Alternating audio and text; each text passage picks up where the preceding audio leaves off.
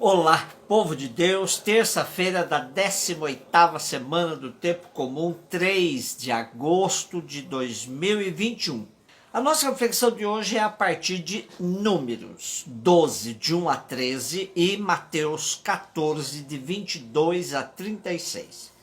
Naqueles dias, Maria e Arão criticaram Moisés por causa de sua mulher etíope e disseram: acaso o Senhor falou só através de Moisés? Não falou também por meio de nós?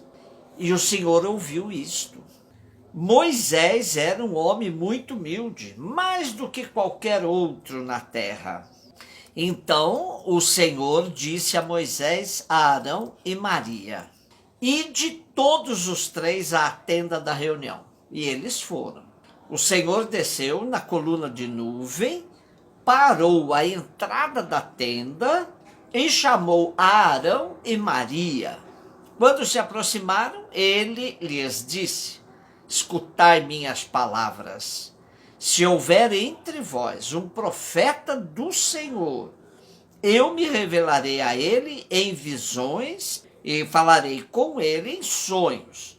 O mesmo, porém, não acontece com meu servo Moisés, que é o mais fiel de toda a minha casa.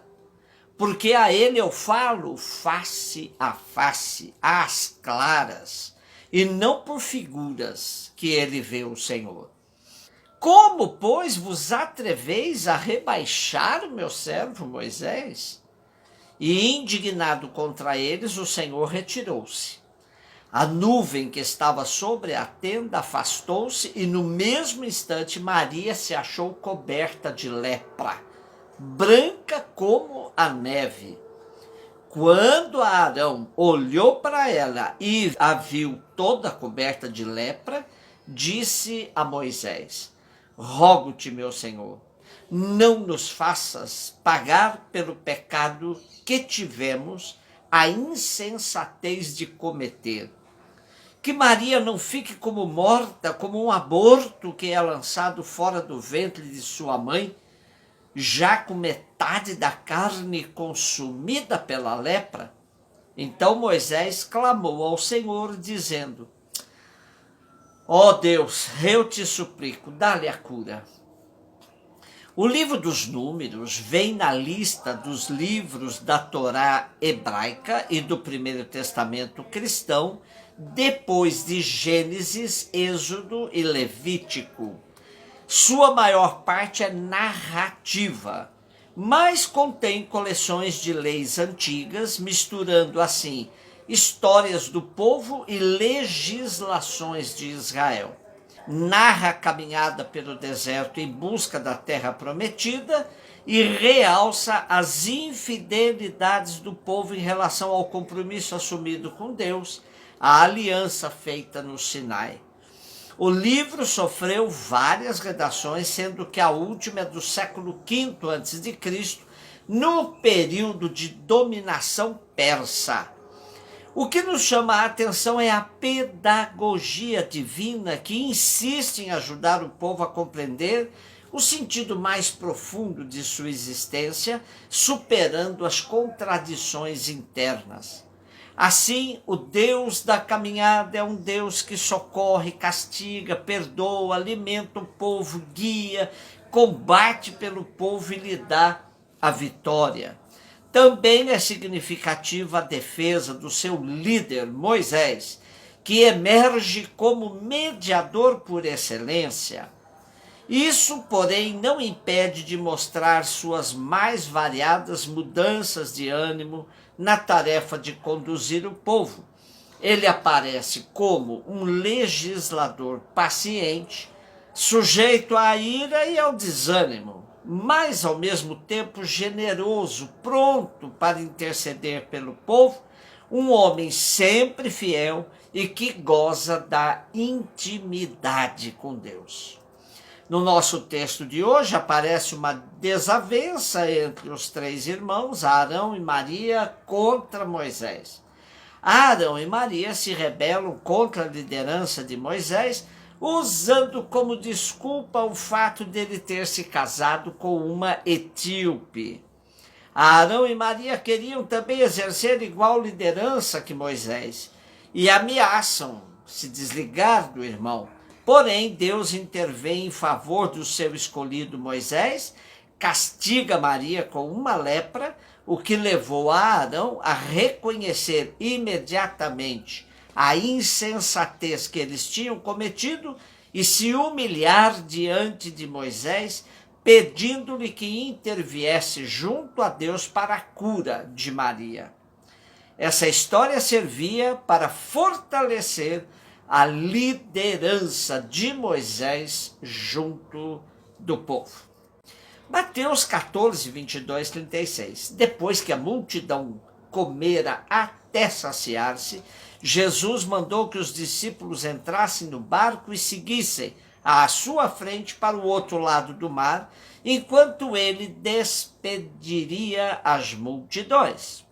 Depois de despedi-las, Jesus subiu ao monte para orar a sós. A noite chegou e Jesus continuava ali sozinho. A barca, porém, já longe da terra, era agitada pelas ondas, pois o vento era contrário. Pelas 3 horas da manhã, Jesus veio até os discípulos andando sobre o mar.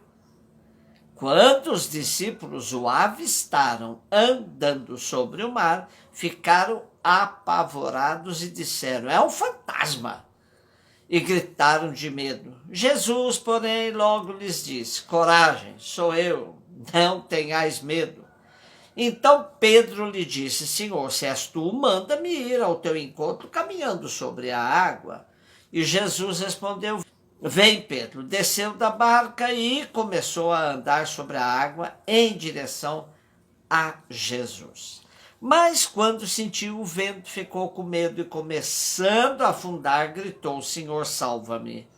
Jesus logo estendeu a mão, segurou Pedro e lhe disse: homem fraco na fé, por que duvidaste? Assim que subiram no barco, o vento se acalmou. Os que estavam no barco prostraram-se diante dele, dizendo: verdadeiramente tu és o Filho de Deus. Após a travessia, desembarcaram em Genezaré. Os habitantes daquele lugar reconheceram Jesus e espalharam a notícia por toda a região. Então levaram a ele todos os enfermos e pediam que pudessem ao menos tocar a sua veste, e todos os que a tocaram ficaram curados. O quadro de nosso evangelho de hoje nos mostra um Jesus profundamente preocupado com a multidão que passa fome, a qual ele cuida até o momento que ela, saciada pela multiplicação dos pães, agora pode voltar para suas casas. E Jesus também vive em profunda sintonia com o Pai, multidão e o Pai, o qual ele vai se encontrar lá no monte, onde vai fazer sua oração a sós. Para isso, ele manda que seus discípulos entrem no barco rumo a outra margem do mar.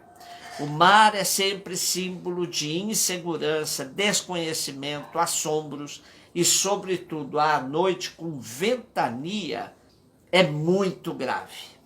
Barca também é símbolo da igreja, e aqui a comunidade dos discípulos que está sofrendo com os ventos contrários das perseguições e das contradições internas.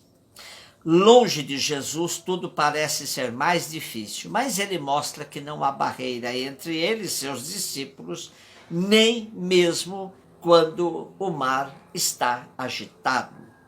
Mar revolto, noite escura, barco balançando, tudo símbolo da situação das comunidades nas últimas décadas do primeiro século.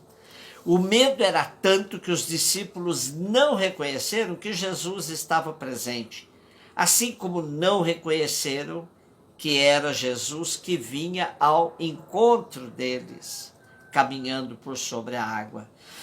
Daí a importância da memória das palavras de Jesus: coragem, sou eu, não tenhais medo. Essa alerta de Jesus é o suficiente para Pedro arriscar-se, mas sua fé não tinha tanto fôlego e começou a afundar, necessitando do socorro de Jesus, que lhe dá a mão e o traz à tona. Jesus, porém, fala a Pedro que aquilo que serviria para todos os discípulos, para toda a comunidade. Homem fraco na fé, por que duvidaste? Sem Jesus, o barco afunda. Com Jesus, o mar se acalma. Essa é a lição que a comunidade aprende e se transforma na testemunha fiel da presença de Jesus no meio dos cristãos. Verdadeiramente, tu és o Filho de Deus. E, seguindo o barco até as novas margens, Jesus atrai todos os enfermos que necessitam de cura. Para estes, bastava um toque nas vestes de Jesus. Essa experiência dos discípulos é a experiência das primeiras comunidades. Com Jesus, o barco da comunidade não se afunda. Com Jesus, a vida plena se faz em todos os que o buscam, sobretudo para os pobres e enfermos. Um beijo no seu coração.